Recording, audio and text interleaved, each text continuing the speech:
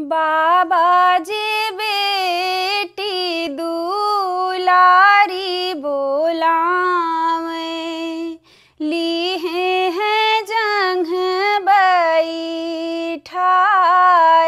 जी। कवन कवन सुख पायु मोरी बेटी, हमसे कहा और थाए जी। दूधवाए भात बाबा हमरो भोजनवा, कड़ुआए तेल नहाए जी। सात सुपेटी बाबा आसन डोसन, भुइया पारी सोमया केल जी। जार न हुआ तोरी न उअरिया,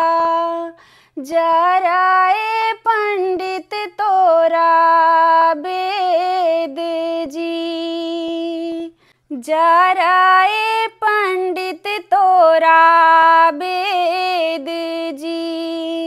जिन मोरी बेटी के वेदना विचारे, भुइया पारी सोमया केल जी। बाढ़े न हुआ तोरी न उअरिया, बाढ़ाए पंडित तोरा वेद जी। जवन लिखा बाबा मोरे करम माँ, सो के उमेटी ना जाए जी।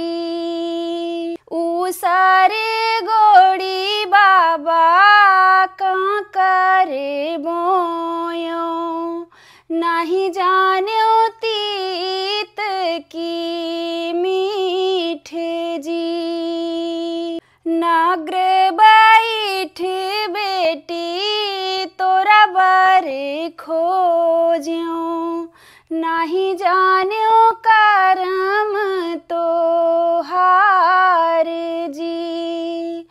नाग्र बैठ बेटी तोरा बर खोज्यो, नहीं जान्यो करम तो हार जी। नाग्र बैठ बेटी तोरा बर खोज्यो, नहीं जान्यो